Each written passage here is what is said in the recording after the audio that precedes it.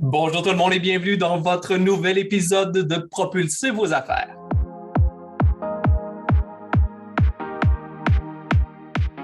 Cette semaine, on reçoit un homme inspirant, engagé, doté d'une grande générosité. Son parcours personnel tout autant que professionnel, rempli de projets, de succès, de transparence et d'humilité, lui ont permis de développer une véritable passion pour l'humain. Sa raison d'être, aider les gens à vivre leur plein potentiel et à passer à l'action afin de réaliser leurs rêves. Il est conférencier international, coach, mentor, auteur, entrepreneur à succès et le fondateur de l'Académie Zéro Limite. C'est pour moi un grand privilège, un honneur de recevoir mon ami, mon mentor, Martin Latulippe. Martin, salut, comment vas-tu? Ben, ça va bien. Écoute, Vincent, je crois que je vais enregistrer, juste couper ton intro et je vais la jouer à mes funérailles. En fait, c'était déjà décidé. Je vais mettre ça dans mon testament après notre entretien. Tu es vraiment gentil, Vinny. Merci pour l'invitation. Ouais, tout est vrai. J'ai pas dit de folie, j'ai pas dit de niaiserie. C'est vrai, c'est ce qu'il y en est et c'est ce que je ressens depuis, ça fait plus de 10 ans maintenant qu'on se connaît. Donc, c'est la vérité, Martin. Donc, merci d'être là. Merci, grand, grand bonheur de te savoir à mon micro, de propulser vos affaires. Je disais, Martin, dans l'intro, que rempli de projets, rempli de succès, transparence, passionné de l'humain. Pour les gens qui ne connaissent pas Martin Latulippe encore, qui est Martin Latulippe? C'est quoi ton parcours? Écoute, avez-vous 2 semaines? Non, écoute, je pense que probablement que les gens qui sont à l'écoute de propulser vos affaires ont peut-être ressenti jeune qu'il y avait le bug entrepreneurial. Donc, moi, j'ai senti très jeune, on va dire, que j'avais le bug entrepreneurial et je me suis tapé une série d'échecs, que ce soit d'essayer toutes sortes de trucs, mais il y a une affaire qui m'appelait là-dedans d'une façon juste exceptionnelle, Vincent. Et finalement, à travers de toutes ces tentatives-là, je suis tombé dans le développement personnel en même temps que je jouais au hockey.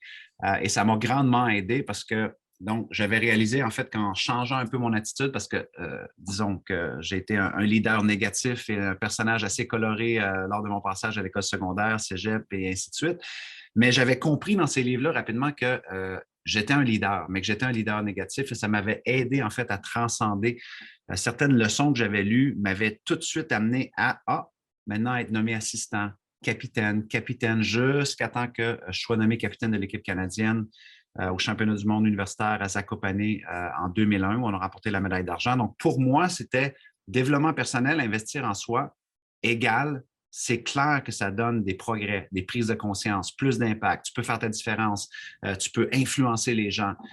Et maintenant, à un point tel que je rêvais d'en faire une carrière, Vincent. Donc, ma business, c'était de dire, imagine que je pourrais faire comme Jean-Marc Chaput et faire des confs, parce qu'à cette époque-là, il n'y avait que lui, on va dire, qu'il faisait, ou du moins que je connaissais. Et finalement, c'était le rêve secret.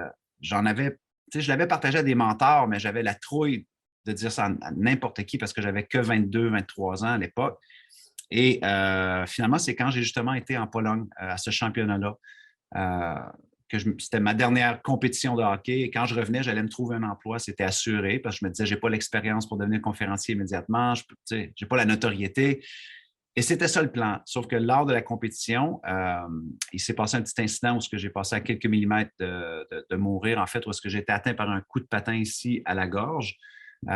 Et évidemment, je ne suis pas le premier hockeyeur à avoir une blessure, à avoir un accident. Par contre, la lecture que moi, j'en ai fait, de me dire, tu sais, mon chum, si la mort refrappe à ta porte une autre fois, tu devrais surtout être en train de marcher vers tes rêves et pas de les entreposer et pas de les remettre à plus tard. Donc, je suis sorti de la Pologne, oui, avec une médaille d'argent, mais ce n'est pas la plus belle médaille avec laquelle je suis ressorti. C'est plus une cicatrice au cou qui me rappelait l'urgence de vivre, l'urgence d'oser maintenant. Donc, je suis revenu de la Pologne avec ce courage-là renouvelé de dire, c'est maintenant. C'est maintenant. Et là, j'ai été voir mes mentors et je me suis lancé, en fait, sans expérience, sans un sou en poche, sans rien, dans cette aventure-là de devenir ce qui je rêvais que ça devienne un conférencier, un auteur, peut-être un coach, mais c'était très brouillon. Et en 2001, je me suis lancé. Et, évidemment, tout parcours entrepreneurial, des débuts extrêmement difficiles, vivre sur le seuil de la pauvreté pendant 3 ans, vouloir abandonner 1 million de fois. Et aujourd'hui, 21 ans plus tard, 3500 conférences derrière la cravate, dont des centaines dans certaines des plus grandes compagnies au monde, des clients dans 73 pays dans le monde. Même moi, je dois me pincer sur ce que c'est devenu, parce qu'à l'époque, je n'avais pas la confiance de voir ce que ça pouvait être, tellement j'étais fragile. Mais heureusement, j'ai pu être bien entouré, bien accompagné. J'ai rencontré des mentors fantastiques en cours de route. Donc, voilà en gros un peu mon parcours. Et derrière tout cela, ben, papa, marié depuis maintenant 19 ans, avec tous les hauts et les bas que ça apporte, mais j'en suis très fier d'avoir monté mon entreprise à succès et aussi d'avoir maintenu le cap là, dans ma vie personnelle aussi, tout au long de l'aventure. Félicitations. Quand je disais d'entrée de jeu que c'est inspirant, je pense que déjà, on pourrait arrêter là. Puis il y a déjà plein d'inspiration et plein de valeur dans ce que tu viens de dire là. Je veux revenir à cet accident-là. On l'entend quand tu le parles, c'était vraiment pour toi quelque chose qui est un point tournant dans ta vie, qui a fait bien, bien des changements. Est-ce que cet accident-là a encore des répercussions aujourd'hui sur ta vie? Est-ce que ça laisse certaines mémoires qui aujourd'hui sont des leviers qui te permettent de continuer d'avancer? Je ne pourrais pas dire que ça a encore des répercussions. Par contre, que positives, je dirais, dans le sens que, comme j'enseigne beaucoup, on travaille beaucoup avec l'histoire que tu te racontes dans la vie. Donc, ça veut dire qu'à un moment donné, on vit toutes des épreuves, on vit toutes des expériences et selon les expériences que l'on vit, que ce soit un échec, une marge de crédit qui est refusée, des employés qui nous quittent, des clients qui vont nous donner des retours négatifs ou peu importe, bien, quand on vit ces expériences-là, ça crée ce qu'on appelle en psychologie une émotion primaire. Ouais. Et cette émotion primaire-là, souvent, elle peut être très violente.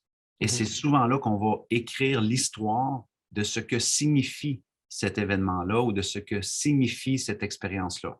Et inconsciemment, pour beaucoup d'entrepreneurs ou beaucoup de gens, malheureusement, ça va être négatif.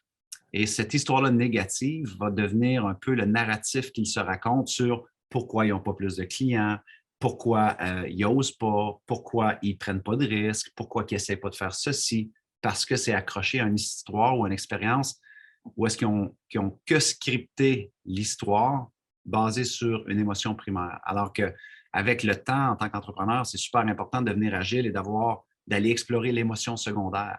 Ça, c'est quand on se met à avoir une émotion sur l'émotion. C'est-à-dire, on a de la hauteur, on prend du recul et qu'on se dit, attends, parce que ça, c'est arrivé, quels ont été les gains aussi? Quels ont été les avantages? Quels ont été les bénéfices? Qu'est-ce que j'ai appris de moi? Est-ce que j'ai exploré la résilience? Donc, dans mon cas, j'ai découvert l'urgence de vivre. Ça a donné un sens un peu à ma vie parce que j'ai bien voulu aller construire un nouveau sens dans l'émotion secondaire. Donc, aujourd'hui, j'y pense plus, j'y pense que rarement, sauf quand on me questionne là-dessus. Mais je sais qu'à l'époque, j'aurais pu prendre une spirale, de dire mais pourquoi ça m'est arrivé, puis pourquoi moi, c'était le plus beau moment de ma vie, et prendre une posture peut-être un peu plus victime par rapport à ça. Alors que moi, de dire non, ça a été un tremplin, et maintenant, je vais lui donner un sens de gain plutôt que de lui donner un sens d'écart. Ce que beaucoup de gens font souvent, de dire ben, parce que ceci est arrivé, ben, je n'ai pas pu faire cela. Parce que ceci est arrivé, je n'ai pas pu X, Y, Z. Et ils sont toujours dans l'écart. Alors, ça crée des écarts dans leurs possibilités. Alors, pour moi, j'ai plus forgé, en fait, l'idée de toute expérience, un peu comme Nelson Mandela le disait, je ne veux pas le paraphraser, mais je ne perds jamais, c'est soit que j'apprends, soit je progresse. Elle est facile à dire, cette phrase-là, mais quand on comprend en neurosciences que toute notre vie, elle est constituée d'histoires qu'on se raconte et qu'en quelque part, on est tous et toutes, à un moment donné dans notre business, emprisonnés par une histoire qui nous limite dans nos possibilités de croissance, c'est important d'aller observer quelle histoire est-ce que je me raconte et quel sens est-ce que j'y attache. Et c'est ça, j'allais dire, quelle histoire on se raconte, quel sens on s'y attache pour être en mesure d'aller voir, comme tu dis, peut-être au second degré ou aller voir l'envers de la médaille. Oui, il y a des effets négatifs, mais derrière ces effets négatifs-là se rattachent certaines positions ou certains effets positifs qui peuvent nous permettre de grandir puis d'aller beaucoup plus loin. Toujours. Tu dis souvent, et je t'ai entendu, et je fais le lien tout de suite avec cette phrase-là parce que moi, elle m'a énormément marqué et je veux juste savoir si par rapport à cette trajectoire-là, par rapport à cette histoire-là que tu présentes, elle fait le lien que moi je peux faire. Tu as dit à un moment donné, et ça m'a vraiment marqué, tu as dit le passé n'est pas est un lieu de référence et non un lieu de résidence. Peux-tu nous expliquer ça et peut-être faire le lien avec ce que tu parlais de notre histoire? Oui, mais en fait, je veux dire, pour moi, il y a beaucoup d'entrepreneurs qui cherchent, on va dire, à améliorer leur stratégie d'affaires, développement d'affaires et ainsi de suite. Et oui, on peut avoir des stratégies, on peut avoir des meilleurs procédés de performance pour soi, pour nos équipes, pour nos clients et ainsi de suite. Mais au final, un jour, j'étais en train de faire un coaching avec un de mes mentors, Todd, et j'y arrivais avec des problématiques de business. Et il me dit, tu sais, Martin, il dit, je vais te dire un truc que tu ne vas probablement pas aimer, mais il faut que je te le dise. Il dit, c'est très rare qu'on ait des problèmes de business. Il dit, dans la grande majorité des cas, ce sont des limitations personnelles que tu transposes dans ta business. Alors, évidemment, personne n'aime entendre ça parce que tu dis, ben voyons, je suis courageux, j'affronte mes peurs, je me suis lancé en business, je fais des millions de dollars par année. Ça en revient toujours à cette lentille-là à travers de laquelle tu regardes l'opportunité, ton savoir-être, ton savoir-faire. Donc, quand on revient à cette affirmation-là, par exemple, quelle est ta relation que tu entretiens avec le temps en tant qu'entrepreneur? Parce qu'il y a plein d'entrepreneurs débutants, intermédiaires ou à méga succès qui sont constamment agités mentalement, sont dans le stress, sont dans l'angoisse, ou ils font du ressenti par rapport à des moves qu'ils ont fait ou pas fait, des trucs qu'ils ont dit ou pas dit à leurs clients. Donc, ça veut dire qu'ils sont un peu pris dans le passé ou dans le futur. Donc là, aujourd'hui, tu m'amènes sur la station du passé, qui n'est pas un lieu de résidence, mais un lieu de référence. Mais on pourrait faire la même analogie sur le futur, mais on va aller dans le passé. Il y a plein de personnes qui vont, par exemple, essayer de développer un nouveau marché. OK? Et finalement, ils vont mettre beaucoup d'efforts, beaucoup d'énergie, beaucoup d'argent, beaucoup de ressources et peut-être que ça va échouer.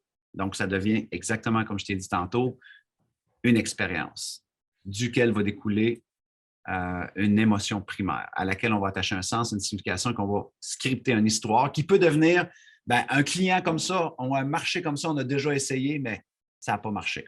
Ouais. Donc, ça veut dire que maintenant, toute opportunité de développement qui pourrait ressembler à ce marché-là, on peut le regarder. Mais puisqu'on a les deux pieds dans le passé comme lieu de résidence, plutôt que de l'avoir utilisé comme un lieu de référence, de dire qu'est-ce qu'on a appris, comment on peut mieux le faire la prochaine fois, et rien de cela va nous définir, et d'aller chercher feedback loop, voir comment on peut améliorer le truc, et de dire maintenant, on utilise ça comme un tremplin pour pas se définir, mais voir comment on peut réussir la prochaine fois. Ça a l'air subtil, ce que j'explique ici, ça a l'air simple, mais en même temps, c'est tellement puissant quand on comprend le pouvoir de cela. Pourquoi? Parce que je dis souvent à mes clients, ce qui est arrivé, ça n'aurait pas pu arriver autrement parce que ce n'est pas arrivé autrement. OK? Et là, quand je dis ça, je ne dis pas que ça n'a pas été facile. Je ne dis pas que ce n'est pas triste que ce soit arrivé. Je dis juste que c'est arrivé. Et le seul endroit maintenant où cet événement-là du passé existe, c'est ici et maintenant, dans le narratif que tu te racontes par rapport à qu'est-ce qui s'est passé. Et c'est là souvent que, entre autres, un peu comme je disais tantôt, si tu es dans le langage de l'écart, ça se peut que tu es en train de scripter un non-développement dans le futur par rapport à cette opportunité-là que tu as tenté, mais que tu as attaché un sens négatif. Je vais te donner un exemple. Juste avant, il y a 3 semaines, moi, je viens juste de finir une grosse promotion d'une de mes formations et il y a des gens qui m'appelaient, des amis, des collègues, ils disaient « Oh Martin, my God, t'es pas chanceux de lancer ta promotion en pleine guerre en Ukraine. Oh my God, Martin, t'es tellement pas chanceux de ouvrir les portes de ta formation la journée qu'on va en déconfinement à l'échelle mondiale. Les gens ne voudront pas être sur Internet. Oh my God, Martin, t'es tellement pas chanceux. Tu lances, puis hey, le prix de l'essence est à 2 $ le litre. Le prix au panier à l'épicerie augmente de 30 à 40 %. My God, c'est un mauvais timing. Langage de l'écart, c'est j'aurais tellement aimé lancer sans la guerre en Ukraine. J'aurais tellement aimé lancer sans avoir le prix de la pompe à l'essence. C'est impossible de scripter les possibilités là-dedans. Maintenant, le langage du gain, pour s'assurer que le passé n'est pas un lieu de résidence, mais un lieu de référence, c'est de dire ici même, dans le présent, qui va devenir le passé, suis-moi là, j'ai la chance de scripter le sens de ce que va vouloir dire ce moment-là. Alors que si je ne prends pas cette opportunité-là, ça se peut que tout de suite, je me dise « c'est tellement dommage qu'on lance pendant ce temps-là. » Je suis en train de scripter l'émotion primaire que j'attache et je te garantis que le passé va devenir un lieu de résidence. Je vais toujours me rappeler la fois que j'avais lancé pendant un conflit mondial, pendant l'augmentation du prix à la pompe. C'est ce que je suis en train de scripter.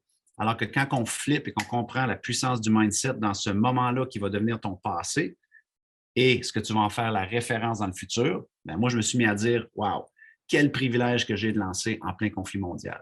Ça peut que me rendre meilleur à la fin de ce lancement-là. Quel privilège que j'ai de lancer en plein stress, où c'est que les clients sont stressés financièrement. C'est juste une opportunité pour moi de leur démontrer la puissance de mes coachings, de mon mentorat, de mon alignement et à quel point je suis inébranlable là-dedans. OK? Je suis en train de scripter que ceci ne sera qu'une référence. Ça ne sera certainement pas un lieu de résidence. Donc, ça prend un petit peu d'observation mentale, ça prend un petit peu d'écoute de soi, de dire, est-ce que j'ai tendance à porter mon langage plus sur l'écart de ce que je suis en train de vivre? J'aurais aimé avoir su ça avant, j'aurais aimé te rencontrer avant. Combien de fois nos clients, certains, Vincent, tu les coaches, les mentors, disent, oh my God, j'aurais tellement aimé ça savoir ça avant. Non, tu le sais. Je suis tellement content de le savoir maintenant. Et là, tu peux écrire. Sinon, tu avances en disant, oui, mais moi, je ne le savais pas avant. Donc, tu es déjà désavantagé dans ton langage intérieur et ce qui fait qu'il y a beaucoup d'entrepreneurs, tu le vois, qui ont les deux pieds dans le passé, littéralement. Et on pourrait parler de la même affaire pour le futur. Il y a plein de gens qui sont vraiment projetés dans le futur, de dire, je vais-tu réussir, je vais-tu échouer? Ça n'existe même pas, le futur. C'est une idée. C'est une illusion. Et regarde comment on peut faire de la gymnastique mentale et émotionnelle d'un moment qui n'existe même pas, aller en extraire l'émotion d'un moment qui va peut-être arriver dans 18 mois, dans 12 mois, en extraire une émotion, le ramener dans le présent, puis se faire de l'anxiété, de l'angoisse. Et non, fais ta vision, aie des objectifs, mais par la suite, assure-toi de revenir vraiment dans contrôler tes contrôlables et pratiquer une forme de détachement total par rapport à ce qui va être. Tu comprends? C'est un truc qu'il enseigne aux athlètes là, qui se préparent pendant 4 ans. Mon ami Jean-François Ménard, juste avant d'aller aux Olympiques, il avait remarqué que les athlètes étaient beaucoup justement dans le langage de l'écart et il se disait, je me demande ça va être comment compétitionner sans spectateurs. Je me demande si ça va être comme au Brésil. Écoute le langage. Ils sont déjà dans des écarts comparatifs. Donc, ils ne sont plus présents à la performance qu'ils doivent faire. Et moi, je dis toujours, un entrepreneur, c'est comme l'athlète de l'économie. Tu dois penser à ton business comme un athlète. Tu dois t'y préparer. Tu dois avoir aussi un fort mindset. Et GF leur a proposé en fait juste le mantra « It will be what it will be ». Ce sera ce que ce sera. Exact. Et là, à ce moment-là, c'est comme peu importe ce qui va arriver, qu'il y ait une tempête, qu'il n'y ait personne dans les estrades, que le système de son tombe pendant que je cours, je suis prêt à toute éventualité. Ça veut dire qu'on peut autant être pris dans notre passé, qu'on peut autant être pris dans notre performance dans le futur, qui vient nuire ce que l'on doit exécuter. Donc, imagine un athlète qui se dit toujours, je me demande comment ça va être, je me demande comment ça va être, je me demande si ça va être OK, je me demande si je vais être autant motivé. Non, ça sera ce que ce sera. Maintenant, fais-tu ce que tu peux contrôler aujourd'hui, c'est quoi, toi? Ça prend une énorme maîtrise là-dessus pour te détacher un peu de ça et de te ramener vraiment dans ce que tu as à faire au quotidien. Sinon, ça devient un festival de l'éparpillement, de la distraction, dans ce que j'appelle une mauvaise gestion du temps avec le passé ou le futur en tant qu'entrepreneur. Et honnêtement, je lève la main. Je suis coupable. J'ai vécu dans ces écarts-là, dans ces façons de faire-là. Mais tu sais, de passer d'un langage d'écart vers un passage de gain et se concentrer sur ce qu'on a à faire, sur ce qu'on contrôle, comme tu le dis, ça demande à la base, comme tu disais, de l'écoute de soi. Moi, je dis à mes clients, apprenez à être témoin de vous-même. Tu sais, puis je fais ça pour prendre le temps de dire, bien, prenez le temps de vous regarder pour voir comment vous agissez et mettez en action chacun des pas que vous faites. Oui, avoir un cadre de référence dans lequel vous évoluez, avoir cette vision-là, ces objectifs-là, comme on mentionnait, mais en même temps, de poser pierre par pierre et de se rentrer dans un mindset de progression et d'apprentissage. Parce que sinon, malheureusement, on est dans quelque chose qui n'existe pas. Ou quelque chose qui a existé mais qui est dépassé. Donc, ça devient difficile, mais ça demande quand même, Martin, une certaine force de caractère et une certaine maturité entrepreneuriale pour être capable de voir ce volet-là entre l'écart et le gain. Veux pas, ça nous demande quand même un regard plus personnel sur l'humain au-delà de la business. Ben, c'est sûr que oui, ça dépend de ton style entrepreneurial, mais nous, c'est sûr, notre ligne, on a 2 lignes à l'intérieur de notre deux mantras, 2 missions, en fait, qui signent notre organisation. La première, c'est humaniser vos performances pour des résultats remplis de sens. Parce que selon nous, justement, le monde du business a été tellement teinté de c'est des requins, c'est de la compétition, c'est du court-gorge, faut que tu vendes ta mère ou peu importe, tu comprends? Donc, non. le monde des affaires est un véhicule absolument exceptionnel pour déployer ton humanité, faire ta différence, impacter tes clients, sécuriser les gens, leur faire faire des wow, leur faire vivre des expériences. C'est ça le business aussi. Sauf qu'on ne l'a pas assez mis en avant-plan. Donc, pour arriver à cela, selon moi, oui, ça prend peut-être un regard un peu plus personnel. C'est pour ça qu'on voit maintenant des entrepreneurs dans les 10 dernières années faire des entrevues, podcasts en T-shirt.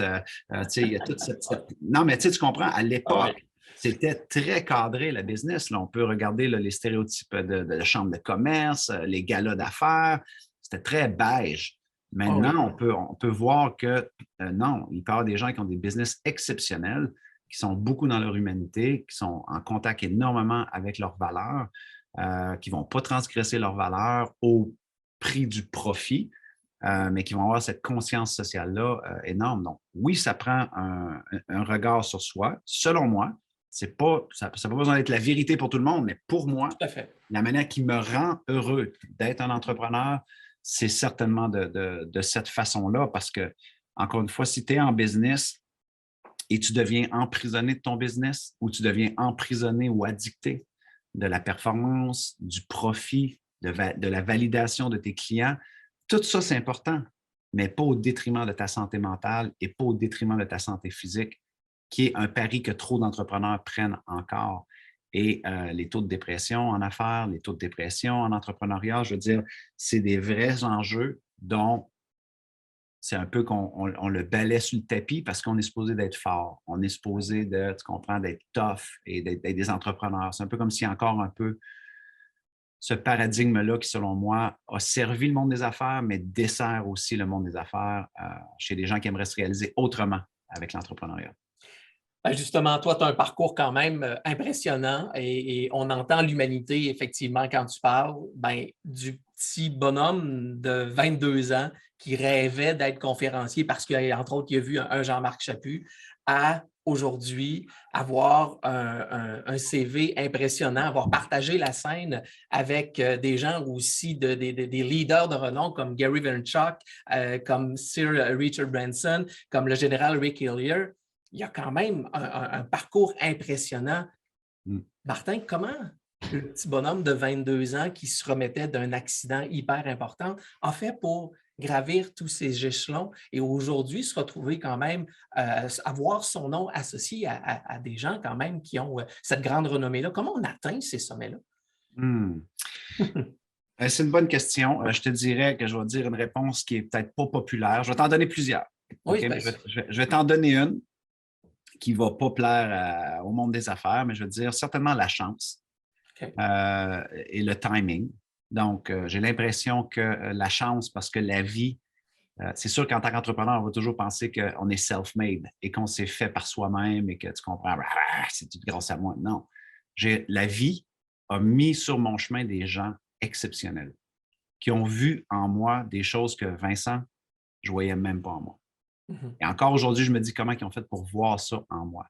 Donc maintenant, même aujourd'hui, en tant que coach et mentor, ma mission numéro 1, c'est de valider mon client et de voir le diamant qui est en lui, qui ne voit même pas encore. Parce que souvent, c'est cette étincelle-là qui nous manque. Moi, je sais qu'elle est venue à plusieurs reprises dans ma vie, mais j'ai fait le devoir d'écouter ces signes-là aussi. Et on dirait que j'étais coachable. J'étais beaucoup dans l'humilité. Alors, ces gens-là, quand ils se présentaient, plutôt que de dire « Oh non, je n'ai pas besoin de toi », moi, j'ai toujours été quelqu'un qui a été très ouvert, aide, feedback, même quand des fois, c'était super difficile.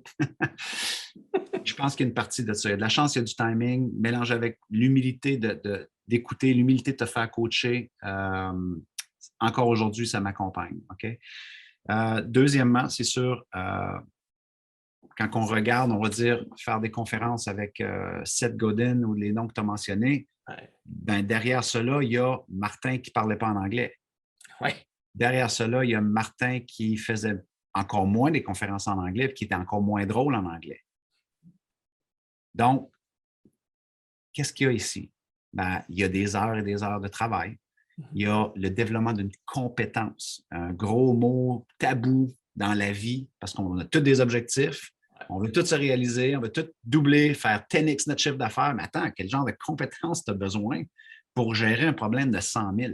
Si tu as de la misère à gérer un problème de 100$ à la fin de ton mois, puis tu paniques, puis tu hypertrophies, puis tu capotes, peut-être que tu n'es pas prêt pour ton prochain niveau, un peu comme quand on joue des jeux vidéo. Tu vas passer à ton prochain niveau juste quand tu as maîtrisé le premier niveau.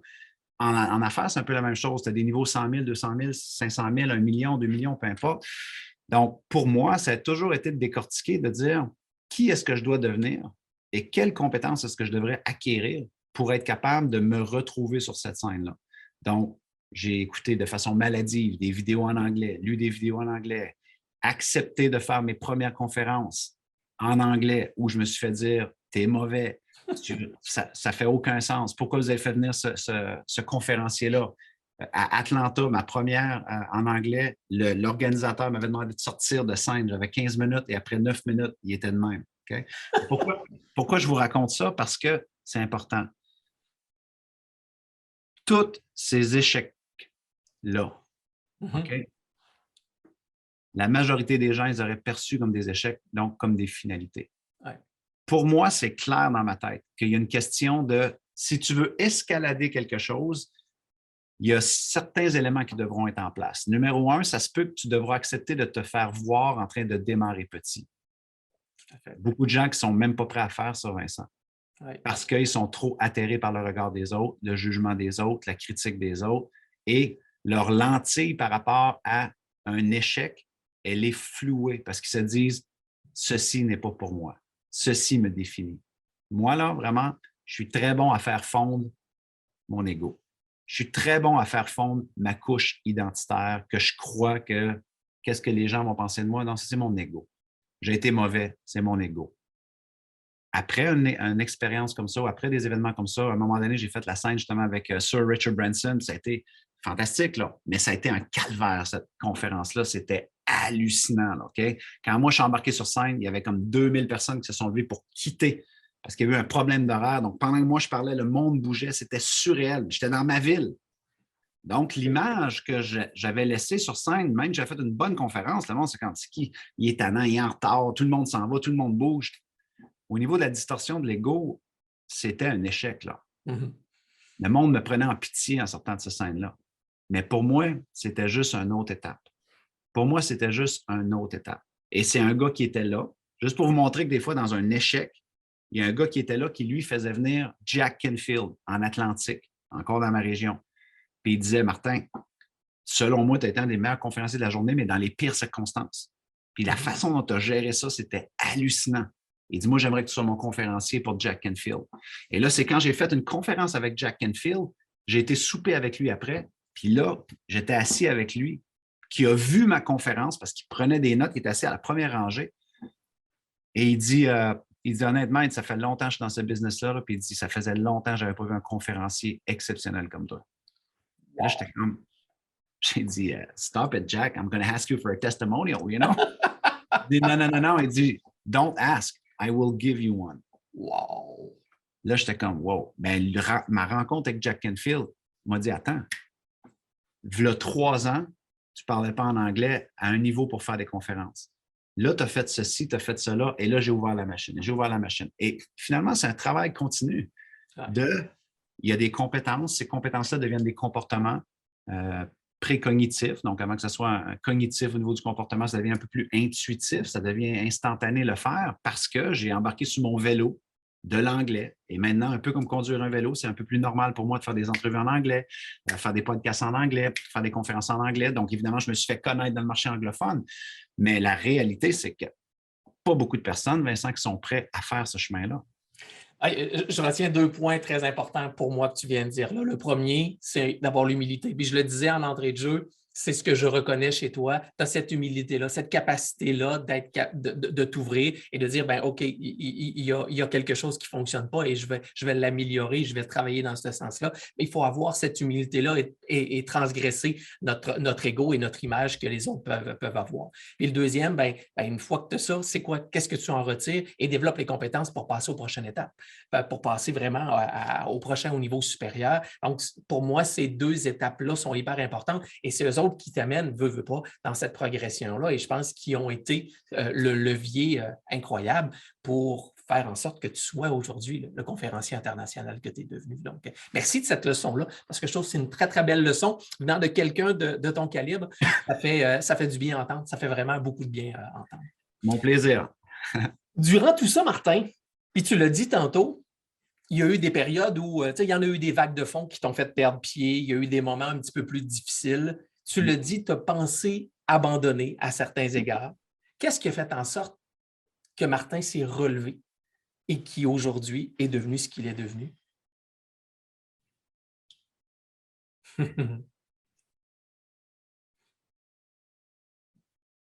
Écoute, c'est multifactoriel encore, Vincent, mais je pense que c'est de revenir à qui j'étais fondamentalement. Dans le sens qu'aujourd'hui, c'est sûr que professionnellement, les gens, bon, conférenciers, mentors, coach, peu importe, influenceurs sur le web, au niveau de l'éducation web, mais fondamentalement, Vincent, c'est qui je suis. C'est-à-dire, si je vais prendre un café avec quelqu'un, puis il m'expose un problème, en 2 minutes, je suis en train d'y faire un dessin par-dessus la table, en train de vouloir faire une référence, en train de dire que c'est possible, en train de raconter une histoire sur c'est qui je suis. Ça veut dire que même lorsque professionnellement, je n'étais plus, c'était aussi qui j'étais. Je n'essayais pas d'être, j'étais. C'est juste que j'étais dans un véhicule qu'on appelle aujourd'hui le développement personnel, le développement professionnel. Et je te dirais, en grande partie, c'était de ne pas abandonner qui j'étais. Donc, même quand en 2008, je me suis pris une cuite financière, il a fallu que j'aille travailler dans un terrain de golf pendant quelques mois, pendant que ma femme était enceinte de notre deuxième enfant, c'était plutôt humiliant d'aller travailler, on va dire, dans un terrain de golf, alors que j'étais déjà monsieur succès. J'avais écrit un best-seller national, 10 aiguilles, j'avais fait des conférences, déjà des centaines de conférences, donc j'étais reconnu, j'écrivais dans le journal de ma région. Et là, je me retrouvais à travailler dans un terrain de golf et il n'y a rien de condescendant à travailler là. C'est juste, il y a un gap, là, OK? Oui, Donc, il faut juste imaginer l'énergie des gens qui me voient. Est-ce que vous pensez que les gens me jugeaient, me critiquaient, riaient dans mon dos? Absolument. Donc, cette énergie-là, apprendre à gérer ça, ça t'amène une bonne pointe de tarte d'humilité et de vulnérabilité. Ou c'est que tu pratiques encore plus le détachement, si tel est ton souhait, de dire ceci ne me définira pas. Ceci est temporaire. Ce jugement-là appartient aux autres personnes. Mais même quand je travaillais là, j'allais prendre un café. Qui j'étais? J'étais quelqu'un qui tentait d'inspirer son prochain. J'étais quelqu'un qui tentait d'aider son prochain. J'étais quelqu'un qui tentait. Donc, pour moi, c'était OK, là, c'est financier. En grande partie de ma raison, c'est à cause de moi, parce que j'avais pris des mauvaises décisions financières. Plus on a eu une récession, plus tous mes œufs étaient dans le même panier. Donc, il y a eu plusieurs apprentissages que j'ai pris de ça. Et à chaque fois, je veux dire, il n'y a pas de livre, Vincent, sur. Oui, il y en a, là, mais il n'y a pas de livre sur comment apprendre à gérer le succès. Moi, ma dernière grosse débandade, ça a été en 2018, je crois, où c'est que j'avais décidé de prendre une pause de 2 ans pour mon Académie Zéro Limite, ma formation. Mais on peut juger tous les gens qui ont de l'argent, on peut juger tous les gens qui ont du succès ou quoi que ce soit, mais la réalité, c'est que en tant qu'humain, admettons que tu commences avec un rêve et que tu as une passion, que tu es à la limite un artiste, tu as un projet, ça te fait vibrer, ça te passionne, puis tu te lances en business là-dessus. Quand ça l'explose, ça ne veut pas dire que c'est tout le monde qui a les outils pour savoir comment gérer la célébrité. Exact. Comment gérer des gens qui te disent à tous les jours que tu es beau, tu es fin, puis tu es gentil, puis tu es le meilleur. Comment gérer les millions de dollars qui viennent avec cela. Comment gérer les gens qui veulent ton attention, mais qui n'ont peut-être pas ton meilleur intérêt à cœur. Ouais. Tout ça rentre en même temps. En tout cas, moi, je sais que je me suis perdu solidement en plus. Et pendant que je me suis perdu, à ce moment-là, j'avais le choix. Soit de me dire, tu n'as pas su le gérer, c'est pas pour toi, tu n'es pas bon, tu n'aurais pas dû faire ça là. Ou de dire, OK, je dois me retirer pour aller me redéfinir, pour aller me retrouver. Essayer de voir comment on fait pour avoir un succès soutenu, mais sans se perdre. Ouais. Sans se dénaturer, sans transgresser ses valeurs, en paramétrant ce qui ne doit plus être et ce qui peut être, juste pour rester en paix d'esprit et en harmonie. Tu auras beau écrire un livre là-dessus, mais à un moment donné, on dirait que c'est un terrain qu'il faut que tu marches. Et quand tu le marches, c'est là que tu as l'opportunité de t'ajuster.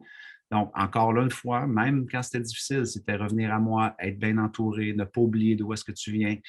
Donc, je te dirais fondamentalement, c'est qui je suis, ce qui fait en sorte que même quand je me retirais ou même quand c'était difficile, je ne pouvais pas faire autrement d'être qui j'étais. Revenir à soi, vraiment. Ouais. Tu en as parlé, l'Académie Zéro Limite. En 2011, tu as lancé l'Académie Zéro Limite. J'étais dans la salle, de ces premiers étudiants, de cette toute première cohorte. Qu'est-ce qui, à l'époque, t'a motivé? Qu'est-ce qui a fait en sorte que tu as décidé de lancer l'Académie Zéro Limite à ce moment-là? Trois choses. Donc, numéro un, c'était mon échec en 2008-2007 où j'ai dû aller travailler dans un terrain de golf parce qu'à cette époque-là, j'étais que conférencier et auteur, mais tu ne fais pas vraiment d'argent avec ton livre tant que ça. Ce n'est pas ce qui va t'amener l'abondance financière. On va dire, à moins que tu sois J.K. Rowling ou Marie-Cécile Laberge ou Mark Fisher. Ce n'était pas mon cas. Donc, quand ça s'est arrivé, je me suis dit, quelles sont les autres façons de diversifier ma facturation ou mon service qui existent plutôt que de tout miser sur échanger du temps contre de l'argent. Donc, à l'époque, moi, j'étais conférencier. À cette époque-là, le gouvernement était un de mes plus gros clients. Je pense que 85 à 90 de mes contrats, c'était et gouvernement provincial et gouvernement fédéral pour former leur équipe au niveau du gestion du changement, leadership et motivation des troupes. Quand la récession est arrivée, les premiers contrats que le gouvernement a coupés, c'était des conférenciers, formateurs. Il n'y avait plus besoin de ça. C'est ça qui fait en sorte, entre autres, que je me suis retrouvé au golf. Donc, après ça, je me suis mis à étudier l'Internet. Je me suis dit, OK, il y a cette tendance-là qui commençait à pousser parce que là, évidemment, 2006, 2007, 2008, YouTube, Facebook, c'est en train de monter. Et là, on est en train de voir que des gens comme moi sont en train de créer des cours, sont en train d'enseigner une nouvelle forme d'éducation qui est voici comment j'ai fait. Donc, à l'époque, tu avais Jack Canfield, Mark Victorinson, qui avait publié Bouillon de poulet pour l'âme, qui avait vendu, je pense, 300 millions d'exemplaires. Et il avait créé un événement qui s'appelait Mega Books, qui était, on va vous enseigner comment on est devenu un best-seller. Il y en a un autre qui faisait telle autre affaire. Il y en avait un autre qui faisait telle autre chose. Donc, il y avait une tendance. Okay? Donc, quand je te disais la chance et le timing, elle était là. Okay? Deuxièmement, j'ai été à un événement à cette époque-là d'un leader aux États-Unis qui s'appelle Brandon Bouchard. Donc, en fait, ce n'était pas son événement, c'était à mon association professionnelle, National Speakers Association, et tout le monde parlait de lui. Et il vient faire une présentation où il dit aux gens, je peux vous montrer comment devenir conférencier en partant de zéro. Là, j'étais comme, okay, c'est pas mal ça que j'ai fait. Puis moi, mes mentors m'avaient appris toutes sortes de stratégies de développement d'affaires entrepreneurial, même pas en lien avec les conférences, mais j'avais obtenu des commandites de Desjardins, j'avais obtenu des commandites du gouvernement fédéral. Dans mon parcours de conférencier jusqu'à 2007-2008, j'ai fait des trucs hallucinants que personne n'avait fait en francophonie. Là, je me dis, OK, moi aussi, je peux enseigner ça. Il dit, je vais vous enseigner comment faire un best-seller, même si vous partez de zéro. Je dis comme, OK, moi, j'en ai déjà 3, donc je peux, c'est vrai, parce que j'étais inconnu, donc je peux enseigner ça. Et ainsi de suite. Et la dernière affaire, c'était, je peux vous enseigner comment faire de l'Internet. Et ça, je ne l'avais pas fait. Mais par contre, j'avais vu que lui avait un produit qui était similaire, c'est qui enseignait en fait sa façon d'avoir fait du business. Fait que là, je suis revenu avec ça au Canada et j'ai été rencontrer mes mentors et je leur ai dit, il y a une tendance aux États-Unis. Je leur ai parlé de la tendance. 2, j'ai dit, il y a ce gars-là, mais il y en a d'autres. Mais lui, j'aime le fait que c'est tout en un. Et j'aime son éthique, il me ressemble. Il avait fait de la consultation, il avait fait des grosses compagnies comme moi, donc c'était pas comme un vendeur de tapis, c'était un gars qui avait aussi une forte posture. Et j'ai dit, le seul problème, c'est que, moi, j'ai pas fait l'Internet. Mais j'ai dit, si mon rêve, ça serait d'essayer de tenter de démarrer quelque chose comme ça. Et que là, ils ont dit, essaye-toi sur Internet. Et que là, j'ai lancé un premier produit qui s'appelait La meilleure année de votre vie, OK? Qui avait très bien fonctionné. Donc là, je sentais la légitimité de créer un produit, on va dire, similaire, dont je me suis inspiré, mais j'ai tellement parti à ma propre saveur, ma propre couleur, mes propres stratégies, mais j'ai quand même vu ce que Brennan avait fait. Ce n'est pas un secret pour personne. Et par la suite, la concrétisation de tout ça, ça a été un souper avec des amis, collègues, Isabelle Fontaine, Jasmin Bergeron, Sylvain Boudreau, Patrick Leroux à l'époque, Marc-André Morel, Alain Sanson. Je leur ai dit, j'ai cette idée-là que je veux lancer, mais je me dis, je suis qui pour faire ça? Et je pense que je pourrais le faire. Puis là, c'est Sylvain Boudreau, que moi, je considère être le parrain, là, qui dit, Marc, il y a juste un gars qui peut le faire, puis c'est toi. Tu es parti de rien, tu connaissais fuck all, comme genre, tu t'es monté, là, puis, yeah, là, vas-y. Puis dis-moi, j'irai à ton événement, je vais passer à moi. Je vais toujours me souvenir de ça. Et puis encore aujourd'hui, Sylvain Boudreau, quand je fais de quoi, il vient, puis Ouais. il vient gracieusement, puis c'est un collègue, un frère incroyable.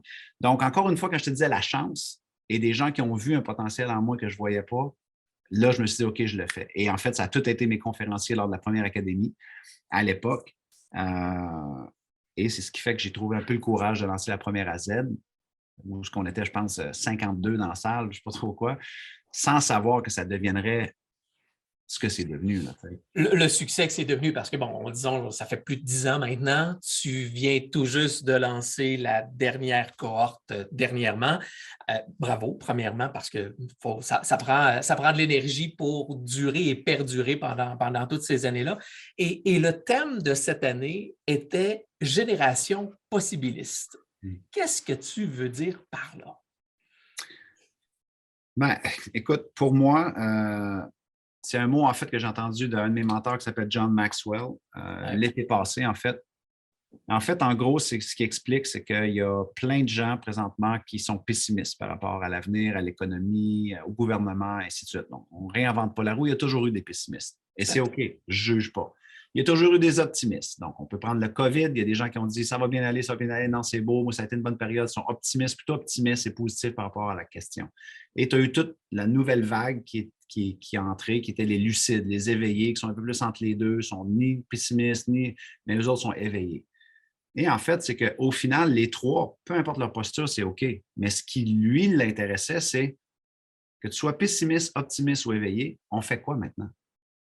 C'est quoi les possibilités face à ce nouveau monde-là qui se présente à nous? Et là, c'est là qu'il a appelé ça possibiliste.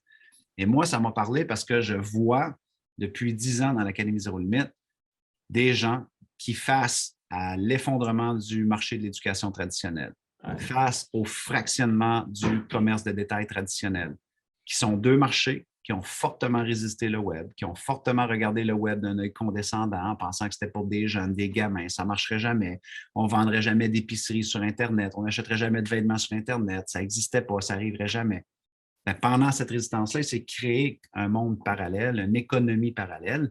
Et selon moi, ce ne sont que les possibilistes qui ont vu cela. De dire face à l'effondrement de ceci, face à la résistance au changement de ces gens-là, qu'est-ce qui est possible? Donc, ça, j'appelle ça des possibilistes. Et là, maintenant, dans les 2 dernières années, il y a une nouvelle catégorie aussi qui a émané, qui est le marché du travail traditionnel. Et moi, je le sais, j'ai fait des interventions là-dedans par milliers. Depuis des décennies, résiste l'idée de laisser l'employé travailler à la maison. Tout à fait. L'équilibre travail-famille, de travailler à partir de la maison, c'était je ne peux pas leur faire confiance. Comment je sais s'ils vont travailler? Est-ce qu'ils vont être aussi performants? C'était de l'hypocrisie et personne ne voulait le faire. Maintenant, la COVID nous a donné ce cadeau-là. Ouais. Et maintenant, il y a une nouvelle vague de possibilités. L'humain se dit attends, j'ai été plus épanoui, j'ai passé plus de temps à la maison, j'étais heureux, j'étais plus productif, je peux être maître de mon horaire.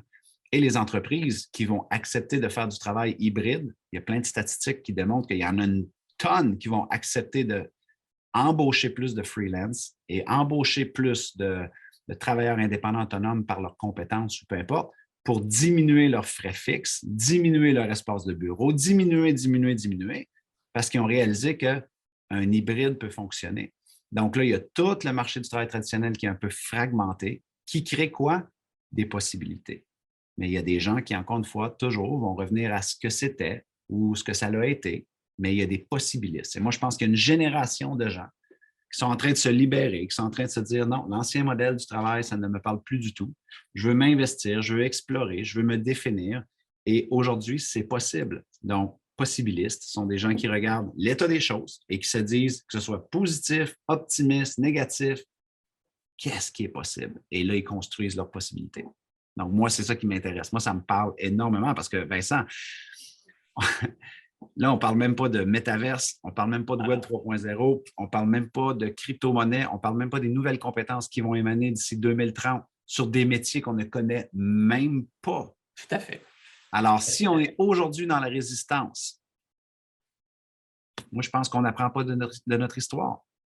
Toute notre vie, il faut regarder toutes les fois qu'il y a eu des résistances, que ce soit la transition du train à l'avion, que ce soit la transition du journal écrit à l'Internet, que ce soit la transition du Kodak à les téléphones intelligents avec une caméra, jamais ça allait marcher, jamais. C'était absurde. À chaque fois que les résistances se sont présentées, c'est les possibilistes qui ont gagné. C'est les gens qui ont adopté plus rapidement l'idée de nouvelles possibilités.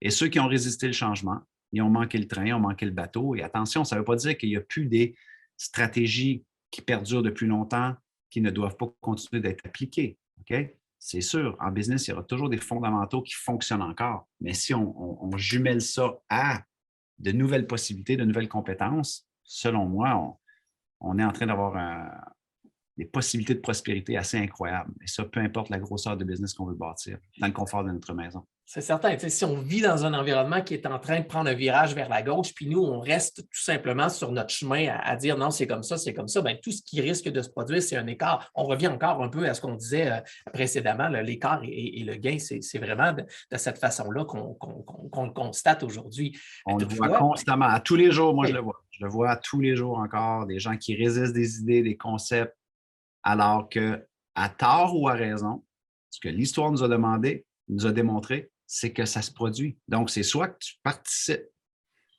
à la vague de changement ou tu te fais ramasser par la vague, tout simplement. Et ça, tu as le droit d'être d'accord ou pas, ça se produit pareil. Donc, on va juste regarder l'Internet. À tort ou à raison, il y a du négatif sur l'Internet, là. Oh oui. Mais toutes les gens qui critiquent, même si tu critiques, même si tu vas monter aux barricades, il y a des gens aujourd'hui qui ont 17 ans, qui, avec un TikTok, un Instagram, une chaîne YouTube, monétisent. Oui, mais ça ne fait pas de sens. Ça se produit pareil. Oui, mais c'est ça que tu ne comprends pas. Maintenant, à la place de te outrer, dire comment moi, avec mes compétences, comment moi, avec ma posture, comment moi, avec mes connaissances, comment moi, je peux peut-être profiter de ces possibilités-là. Je peux critiquer, je peux lapider, je peux faire mon spectateur et juger les gens qui sont dans l'arène, mais la réalité, c'est qu'il y a une nouvelle arène là, qui s'est créée. Et il y en a une nouvelle qui va se créer aussi avec toutes les compétences audio au niveau de. Il y a plein de choses qui s'en viennent que les gens qui résistent le changement présentement, là, la vague va être violente. La vague va être violente. Et ce que je dis, c'est que la seule stabilité qu'on a, la seule véritable stabilité qu'on a, c'est le changement.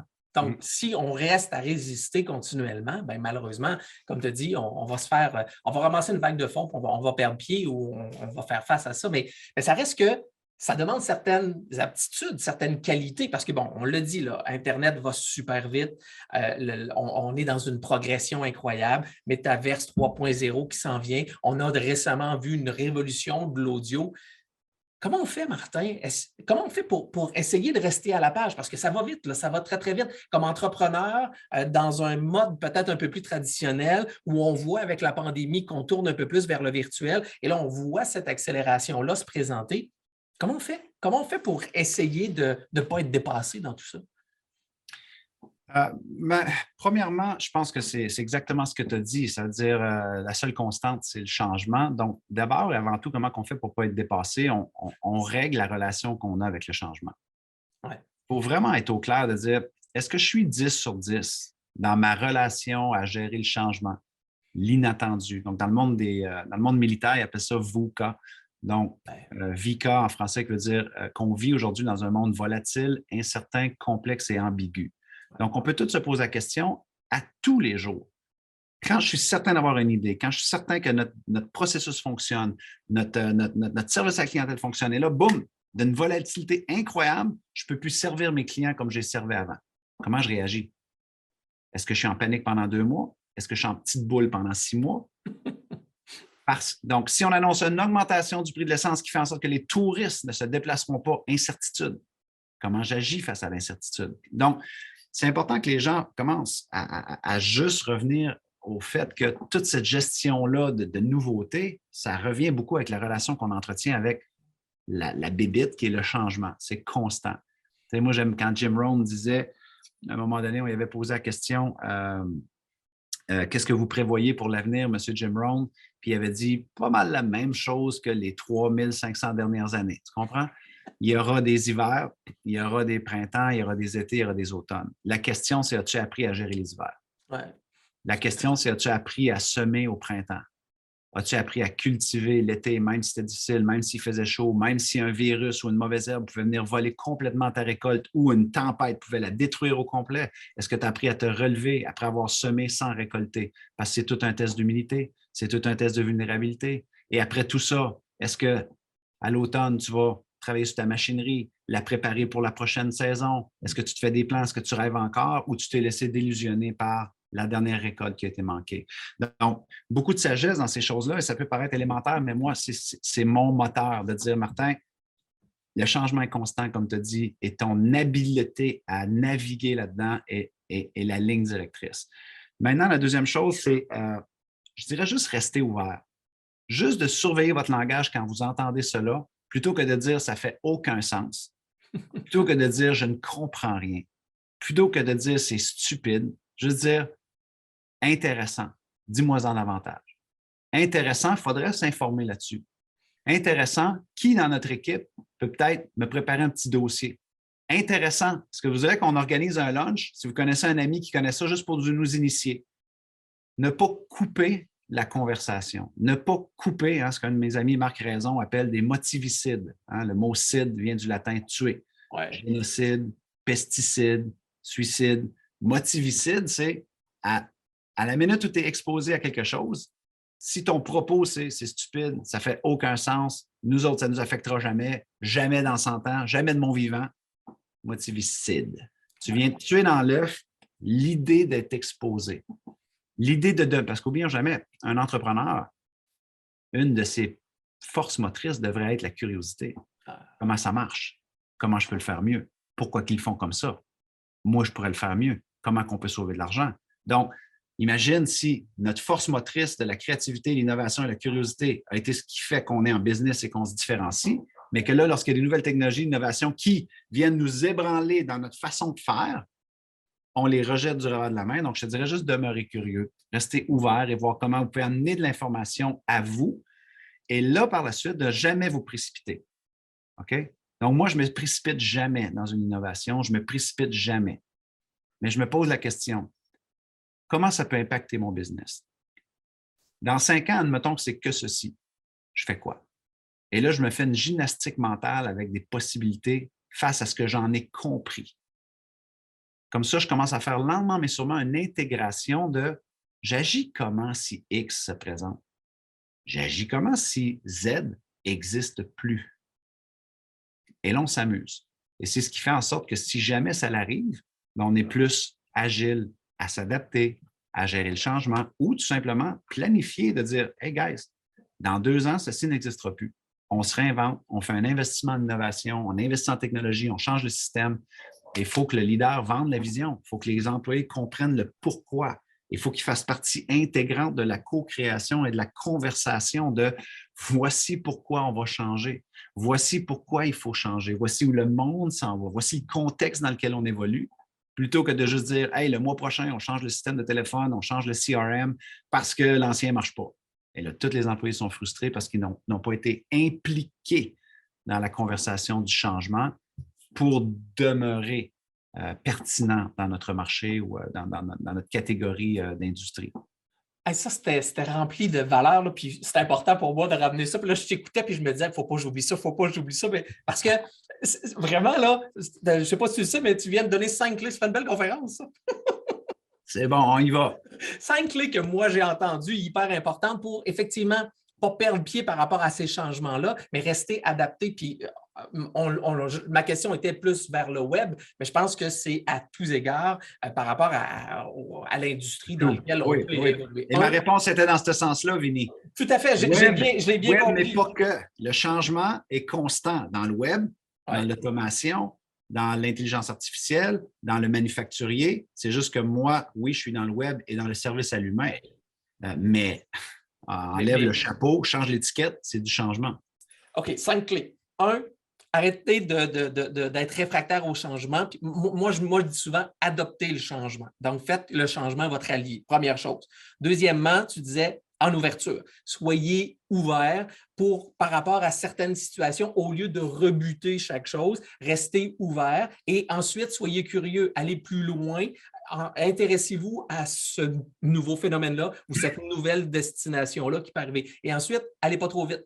Partez pas à la course par rapport à ça. Prenez le temps de prendre un certain recul. Et la dernière clé, amusez-vous, faites des plans, essayez, mettez-vous en mode intégration, en mode essai pour être capable de mieux, encore, je reviens avec mon terme, adopter le changement pour que celui-ci devienne votre allié et que vous montiez une marche et que vous continuez tout simplement à vous adapter à cette nouvelle réalité-là. Et la première clé, là, moi, c'est juste pour vous dire, encore une fois, c'est pas que Martin Latulippe. La première clé, moi, vient d'un homme qui m'inspire énormément au Québec, qui inspire des milliers de personnes, Marc Dutil, fondateur de l'école d'entrepreneuriat pour Beauce, avec qui j'ai eu la chance de collaborer sur certains mandats pour s'accompagner. Et en fait, la culture chez Canam, c'est justement, dis-moi en plus. Parce qu'ils ont remarqué que quand on entame une conversation basée sur comment on l'a toujours fait dans le passé, ça peut être « Ouais, mais ça, on l'a essayé. Oui, mais non, ça ne peut pas marcher parce que le département en Inde était l'affaire. Ouais, mais ça. » Donc, la pratique, c'est toujours « Dis-moi en plus. » La personne répond « Tell me more. » Elle répond. Et là, quand on fait ça, on a un contexte. On élargit le contexte. On agrandit le contexte. Et là, on peut avoir une discussion un peu plus en profondeur versus si on l'avait tout de suite rebuté du revers de la main. Donc, petite pratique simple, mais je me dis, ça fonctionne pour Marc Dutil et pour Canam. Il doit y avoir beaucoup de sagesse là-dedans parce que c'est un entrepreneur incroyable. Je vais faire du pouce sur ce que tu dis. À faire ça, à Tell Me More, dis-moi en plus, on ouvre quoi? La possibilité à la génération des possibilistes, comme tu le mentionnais précédemment, parce que c'est là que ça nous permet d'ouvrir et de voir certaines opportunités, certaines occasions, certaines possibilités qu'on peut à ce moment-là miser dessus. Exactement. Martin, on pourrait jaser encore pendant des heures, mais je ne vais pas te laisser avant. Tu nous as donné plein de valeurs, plein de conseils déjà, mais j'ai envie de t'en demander encore 3 autres. Tu es trop généreux. J'allais dire, j'ai plus rien, Vinny. Je t'ai tout donné, j'ai la COVID, je suis brûlé, je veux aller me coucher. En plus, il y a la COVID. Mais je le sais que si je prends un niveau un peu plus élevé, 3 choses qui pour toi sont des incontournables au niveau de la business, qui sont hyper importants pour aller plus loin, pour progresser, pour être meilleur. Et tu peux revenir à ce que tu as déjà dit. Juste question de faire un résumé et de revenir avec 3 clés fondamentales qui pour toi sont nécessaires pour propulser nos affaires. Okay, ben, numéro 1, ça serait protéger son énergie. Okay? Donc, l'entrepreneur a cette habileté-là exceptionnelle de se convaincre qu'il doit travailler plus, qu'il doit en faire plus et que c'est en faisant plus qu'il va développer son business. Et c'est une grosse illusion, un gros mythe qui fait en sorte que vous allez détruire tout simplement votre ressource la plus importante qui est vous-même. Selon le chiffre d'affaires que vous voulez développer, il faut vraiment comprendre aussi qu'une idée du commerce, un échange, c'est de l'énergie. Ça veut dire que ça va devenir à un moment donné impossible de développer votre business à un niveau énergique extérieur que ce que vous développez aussi intérieurement sur votre façon de prendre soin de votre énergie. Donc, assurez-vous peut-être d'avoir un petit rituel, une routine, de la marche, apprendre à vous ressourcer plus souvent qu'autrement. Pour besoin d'aller faire des marathons, pour besoin de faire du CrossFit ou des trucs de même. L'important, c'est un moment où vous faites le vide et vous vous ressourcez. Sinon, vous n'allez être que dans la performance. Et à un moment donné, ça va devenir performance à outrance et vous allez vous perdre et il y aura des dommages collatéraux. Donc, pour moi, je l'ai appris à la dure, celle-là, mais elle est très proche de mon cœur. Deuxièmement, je te dirais, moi, un des trucs qui m'a le plus aidé à croître mon business ou à plus performer, c'est vraiment de comprendre la valeur de mon temps entrepreneurial. Donc, je m'explique. Moi, j'ai été pendant longtemps entrepreneur qui continuait à faire des tâches que mes employés pouvaient faire, mais je me disais qu'il y avait juste moi qui pouvais le faire. Ou des tâches que mes employés faisaient, mais je laissais mes employés revenir vers moi pour que je valide si c'était fait comme il faut. Alors, finalement, je me suis retrouvé à un moment donné à avoir une douzaine d'employés.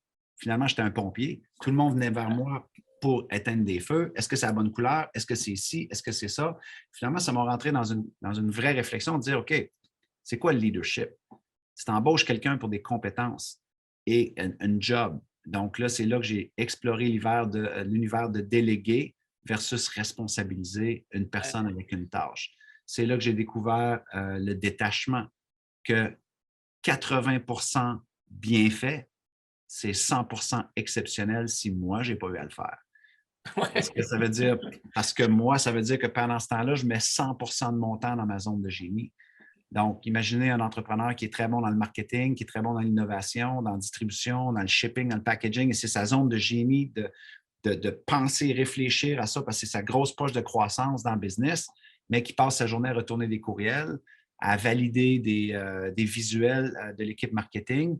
À un moment donné, il faut que vous pensiez qu'à chaque fois que vous faites une tâche, admettons, qui est à 25 de l'heure, et que vous, admettons, votre temps présidentiel est supposé d'être à 500 de l'heure, si vous êtes quelqu'un qui doit faire du réseautage, des partenariats, à chaque fois que vous faites ça, ça ne vous paye pas maintenant, mais on sait qu'habituellement, ça devrait rapporter beaucoup du 500 de l'heure.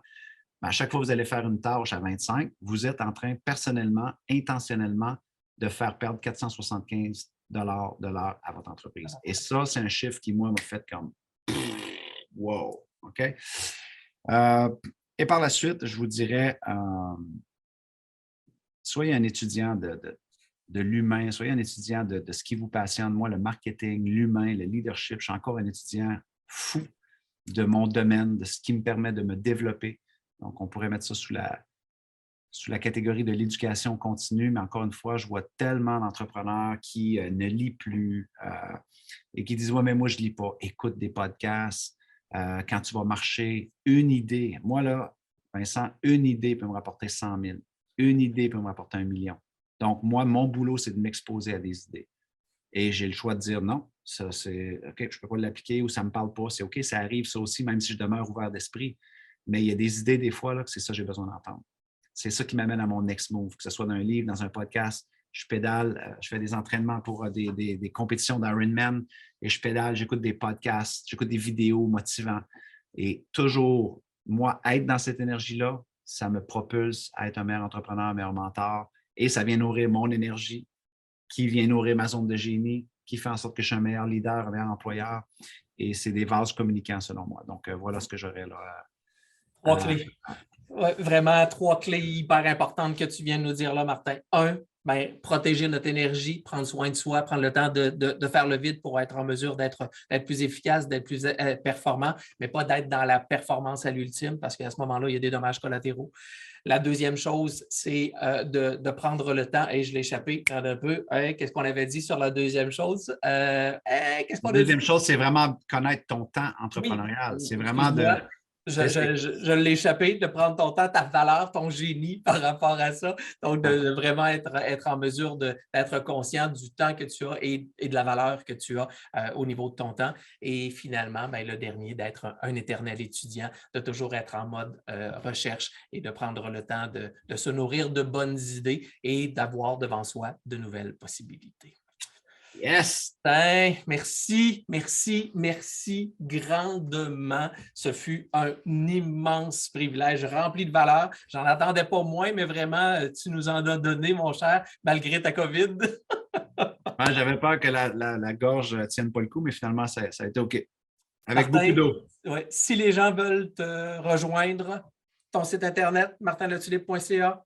Ou leur média social de prédilection sur LinkedIn, YouTube, Instagram, Facebook. Cherchez Martin Latulippe, CSP, vous allez me trouver. Mon ami, merci infiniment d'avoir été présent. Plaisir, mon ami. Un grand plaisir. Pour vous à la maison, merci infiniment. Et s'il y a quoi que ce soit, vous n'hésitez pas à mettre les commentaires dans le bas de cette vidéo. C'était Vincent, votre optimisateur de performance, qui vous dit ciao tout le monde et à une prochaine édition de votre podcast Propulsez vos affaires.